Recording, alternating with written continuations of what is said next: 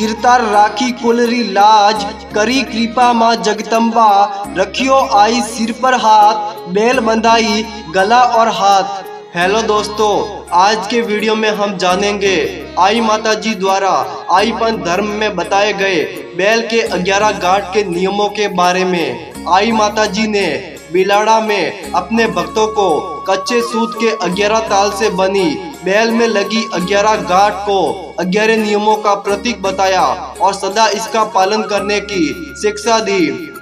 आई माता जी बैल का पहला नियम, प्रथम झूठ तजो सुख पाई।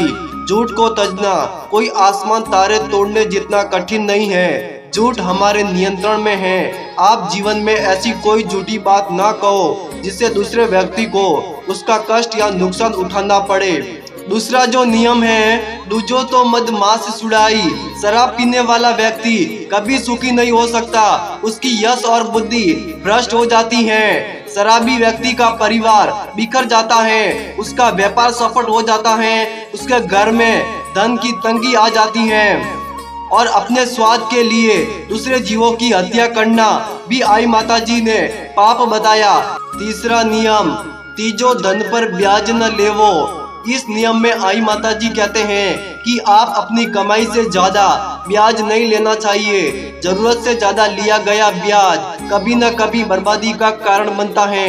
श्री आई माता जी ने धन पर ब्याज लेने की इजाजत नहीं दी है। चौथा नियम, सौते जुआ कभी न खेलो। श्री आई माता जी कहते हैं कि जुए खेलने वाले व्यक्ति का धन का नाश हो जाता है। जुआ चाहे छोटा हो या बड़ा, वह एक जहरीला कांटा है। जुआ खेलने वाला व्यक्ति हमेशा बड़े बड़े सपने देखता है और रातों रात अमीर बनने की कल्पना करता है, इसलिए ऐसे खेल से बचते रहना चाहिए। पांचवा नियम, पंचम माता पितारी सेवा। माता पिता की सेवा पुत्र का प्रथम कर्तव्य है। माता पिता की सेवा इस जग में सबसे ऊंची मानी गई है। माता पिता से पूजनीय विभूति इस जग में कोई नहीं है, इसलिए माता पिता ही प्रथम गुरु हैं जो संतान का कभी बुरा नहीं चाहते और हमेशा सही शिक्षा और संस्कार देते हैं। छठा नियम, सट्टे अभ्यागत हो देवा। सेवा एक ऐसी प्रक्रिया है जिसको करने वाला और पाने वाला दोनों ही भाग्यशाली होते हैं। इसमें आई माता जी कहते हैं कि घर आए अतिथियों की हमेशा आदर सम्मान से सेवा करनी चाहिए। सातवां नियम, 7 गुरु की आज्ञा पालो।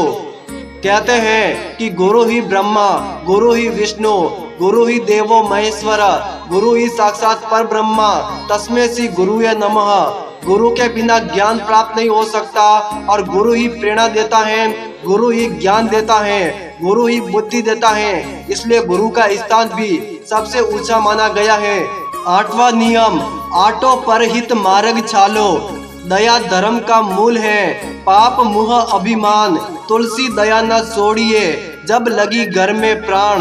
श्री आई जी कहते हैं कि जीवन में सदा सही मार्ग पर चालो, खूब दान करो, जन सेवा करो और संपत्ति को परोपकार में लगाओ, क्योंकि इसी का नाम परहित है। नववां नियम, नव पर नारी माता जानो।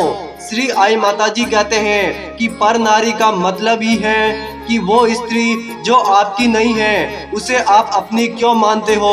पराई स्त्री को हमेशा माता, बहन व बेटी के रूप में ही देखो, यही सासी मर्यादा है। हमें पराई स्त्री की मोह माया में कभी नहीं पड़ना है। 10वां नियम, 10 कन्या को धर्म परनाओ। श्री आई माता जी कहते हैं कि अपने स्वार्थ के लिए कन्या को बेचने वाला हमेशा दुखी होता है।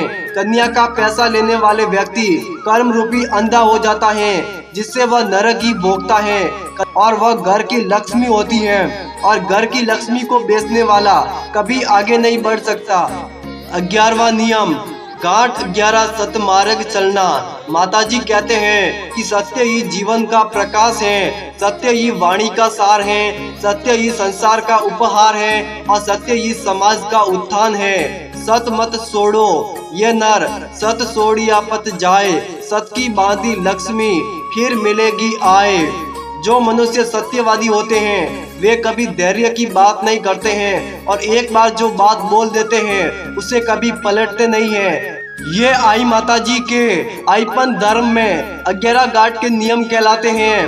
इस बैल को पुरुष हाथ में बांधते हैं और नारी गले में बांधती है। इस बैल को बांधने वाले डोराबंद और आई कहलाते हैं।